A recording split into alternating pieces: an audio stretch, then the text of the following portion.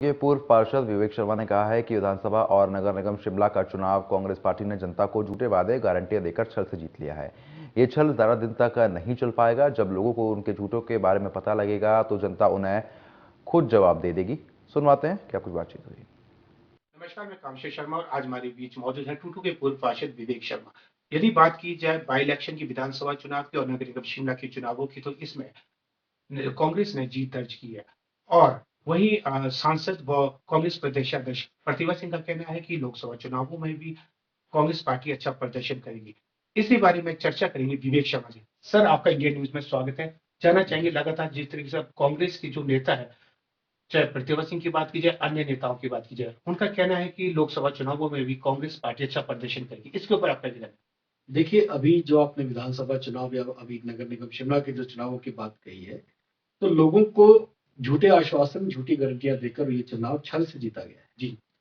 और छल से जीती हुई चीज ज्यादा दिन तक नहीं चलती। सच्चाई जो है वो ठीक है, देर सवेर से ही, लेकिन बात सच्चाई की ही दिखती है। और अभी तो चुनाव जीते हैं, परीक्षा तो अब शुरू होगी ना।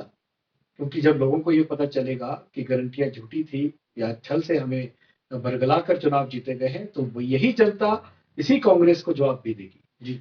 क्योंकि सभी लोग दबीवाज में कह रहे हैं, चाहे प्रत्यक्ष रूप से कह रहे हैं कि ये लगता है कि हमें छल से वोट हासिल किया गया है। और ये आने वाले समय में ये सामने भी नजर आएगा जब ये गारंटियां और ये सब कुछ झूठ का पुलिंदा सामने आ जाएगा। सर, यदि बात की जाए, भाजपा प्रतिपक्ष नेता जयराम ठाकुर ने भी बयान दिया था कि आजादी के बाद पहली बार इतना अधिक विकास हुआ, चाहे प्रदेश में भाजपा सरकार थी और नगर निगम शिमला में। तो ऐसे में सड़कों को चौड़ा किया गया और प्रत्येक पार्कों में प्रत्येक वार्डों में पार्किंग का निर्माण किया गया। इसके अतिरिक्त आजादी के बाद पहली बार टनल का निर्माण किया। इतने अधिक विकास होने के पश्चात भी भाजपा नगर निगम शिमला का चुनाव क्यों नहीं जीत पाई? देखिए, कारण क्या रहे उनकी समीक्षा होगी, हम्म।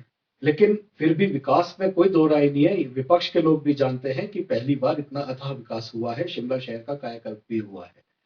किंतु पैमाना अगर जनता के प्रतिनिधि को चुनने का अगर विकास नहीं होगा तो कोई और पैमाना संभव भी नहीं है। जनहित के कार्य हुए हैं, जनता की सेवा में कार्य हुए हैं, जनता की सुरक्षा में कार्य हुए हैं, एक से एक कार्य हुए हैं।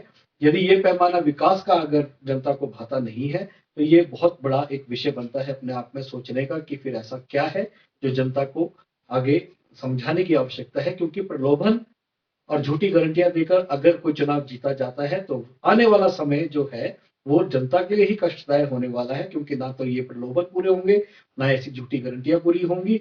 और अगर यही आधार रहता है तो निश्चित रूप से जनता को बरगलाकर अगर चुनाव लड़ा गया है तो जनता इसका मुंह तोड़ जवाब आने वाले समय में देगी। लोकसभा चुनाव में ही देख लीजिएगा आप। सर, मुख्यमंत्री व अन्य कैबिनेट मंत्री भी लगातार यही कह रहे हैं कि भाजपा ने अत्यधिक कर्जा छोड़ के गए है, जिसके कारण हमें कर्ज लेना पड़ रहा है। जी, कर्जे की बात यदि आपको बताएं तो स्वर्गीय वीरभद्र सिंह जी जब यहाँ से अपना शासन जब वो हारे थे चुनाव, तो उस समय भी लगभग 50,000 करोड़ के आसपास कर्जा छोड़कर ही आगे भाजपा की सरकार बनी थी।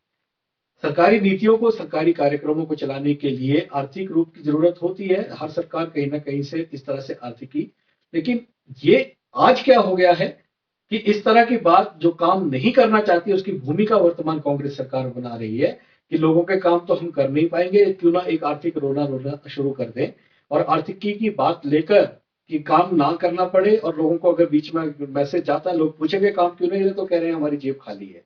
अगर आपकी जेब खाली ही थी तो आपको चुनाव नहीं लड़ना चाहिए था। ये आर्थिक स्थिति ऐसी नहीं है। ये आंकड़े पूरे प्रदेश के पास होते हैं, जनता के पास होते हैं, विपक्ष के पास भी होते हैं। तो चुनाव जीतने के बाद इस तरह की बात करना अपने आप में दर्शाता है कि बहुत नेगेटिव सरकार है।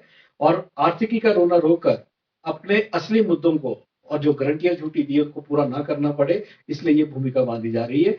कर्ज लेना एक स्वाभाविक रूप से अपने जो कार्य है, जो विकास के कार्य है उनके लिए ठीक है। इतना हमारा साधन संपन्न प्रदेश नहीं है, कुछ हद तक लेना चाहिए। लेकिन यहाँ वर्तमान सरकार सारी हदें पार कर रही है। 6,000 करोड़ का तो लगभग अभी 3-4 महीनों में ही कर्ज ले लिया। इतना कभी किसी सरकार सर, ने आखिरी प्रश्न ये रहेगा कि लोकसभा चुनावों के लिए भाजपा की क्या रणनीति है और अगले ये वर्ष चुनाव? देखिए, देश सर्वोपरि है, जनता भारत की बहुत समझदार है। माननीय मोदी जी आज की डेट में विश्व के सबसे बड़े एक नेता बनकर उभरे हैं। देश संपन्न हुआ है, हर तरह से मजबूत हुआ है। तो विकल्प सिर्फ नरेंद्र मोदी जी है। और लोग जानते हैं कि भाजपा जो है वो देश के लिए जरूरी है, हर विकास के लिए जरूरी है, सुरक्षा के लिए जरूरी है, मजबूती चाहिए। आर्थिक रूप से संपन्न बनेगा देश, विश्वगुरु बनेगा, तो उसके लिए मोदी जी का होना बहुत जरूरी है।